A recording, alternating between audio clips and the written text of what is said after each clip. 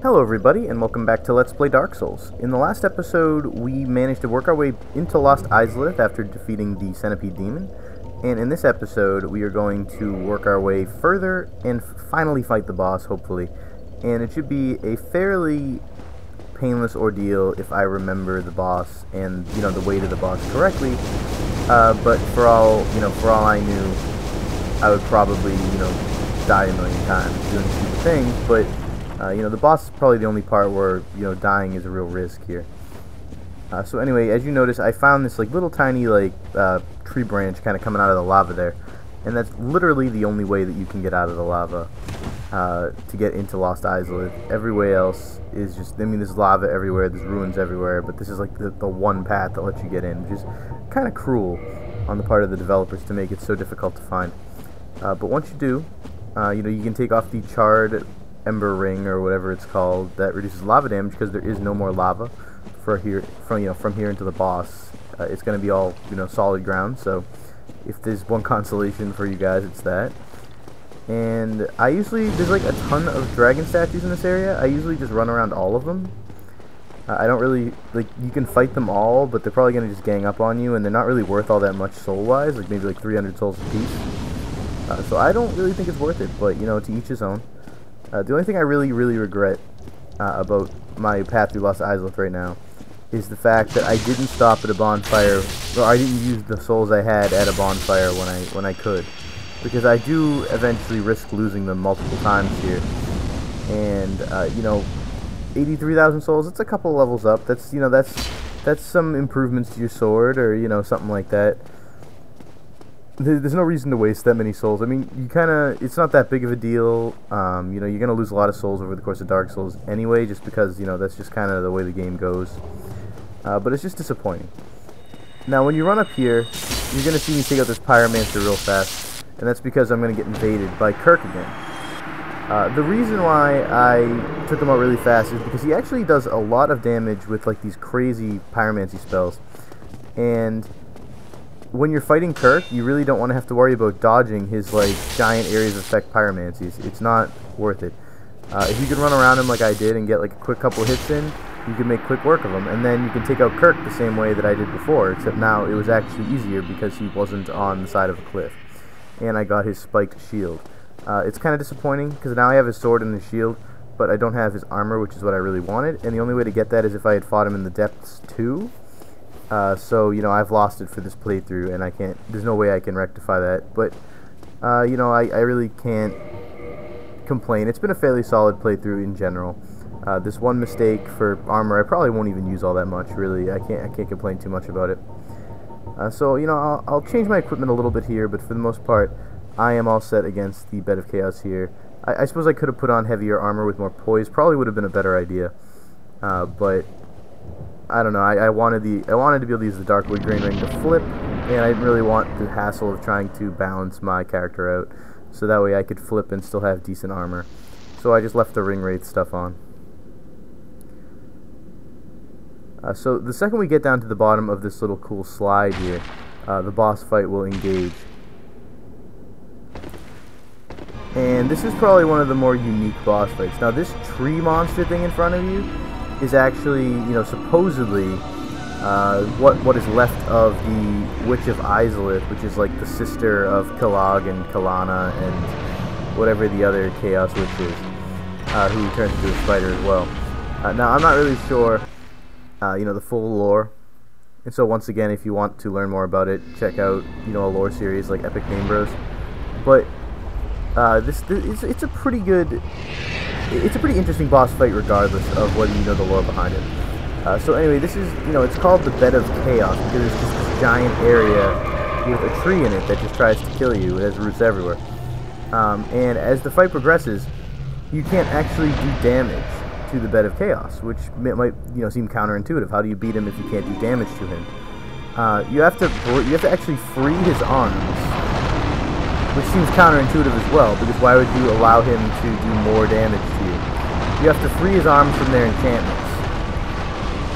Not his tree arms, but the Witch of Izalith's fire arms. And once you free both of them, which is fairly difficult because the arena starts falling apart, once you free both of them, you can, like, the floor will break open, allowing you to access the interior of the Bed of Chaos. And it's very, very easy to fall into all of the holes that open up like I just did, which leads to death. So, I'll do everybody a favor and edit out the run back or run backs, depending on how long this goes. So, you head through this, the fog wall, you come back down here, and when you start, you will be exactly where you were before. And that is the most important thing to remember about the Bed of Chaos. It does not reset. So once you free an arm or two arms, or the floor, the floor starts breaking open, it will stay that way. So, you notice the floor is already partly broken, one arm is already free, and now I am free to head towards the other arm, which is why this boss really isn't all that difficult. It's only, it's only worth the price of how many times you have to run back after you die. Because it is very easy to die in this boss, probably one of the easiest bosses to die in, and I suppose if you wanted to do a perfect run of it, it would be about the most frustrating thing you could do in this game.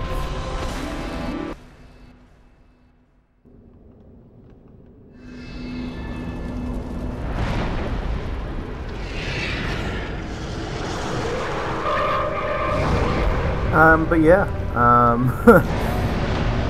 the Witch of Izalith is now completely free and, bent on a murderous rampage, and thus begins the most difficult part, of this entire thing.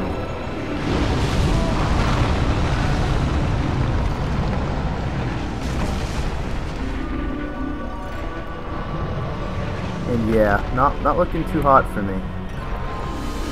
So I have to try to get out of here, but it's a lot easier said than done, I'm afraid, because what tends to happen is the Witch of Izalith will just knock you around into a hole like every single 10 seconds. So yeah, that's pretty much how how it goes. And the souls I have right now, I'm never gonna get them back. I already know that, so it's pretty much over. So another edit into it, and we are going to head back into the boss here, and we're gonna try to make a beeline right for the middle, because that is that's gonna open up and lead to the last part of the boss, which is how we beat her, and just hopefully end a very annoying boss fight. If we can succeed here. So when you start out, after she's completely free, she's going to use a lot of pyromancies on you. I get, obviously hit by it, because that's just how it happens when I'm trying to play. And, there's a lot of stuff to avoid, and she gets, I don't know. I was almost there, and then I try to run forward again after she hits me once, and she manages to hit me right before I jump off. It just wasn't meant to be that time. And it was very frustrating, but, so now another run back after about like a minute of fighting there. And we'll head back into the boss room and slide down the slide yet again.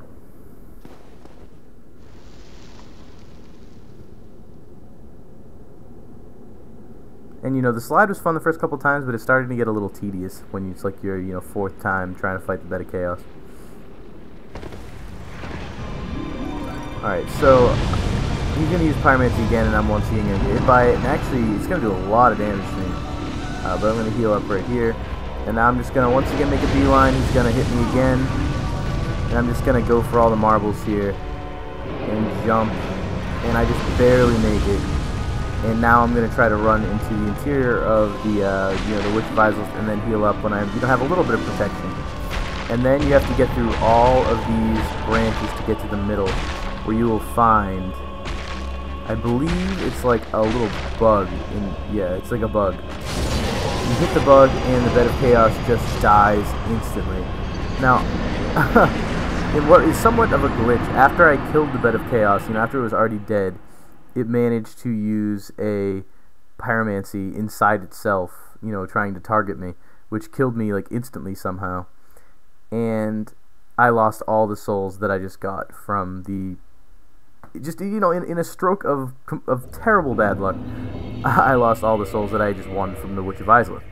So I come out of that with absolutely nothing to show for it, except for, luckily, I still have the Lord Soul that I won from the Witch. So I don't have to fight her, like, again or anything. Like, she, the Witch of Izalith is dead. It's just really, really frustrating.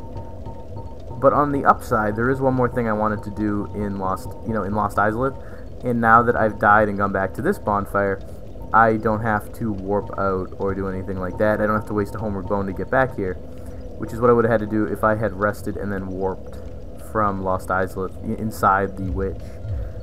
So from next time, I will show you like the one thing we have to do left in Lost Islet before we leave. And, then we'll head probably into the catacombs or maybe New Londo ruins, depending on what I decide, which I, haven't thought of yet, but we'll see you then. Later.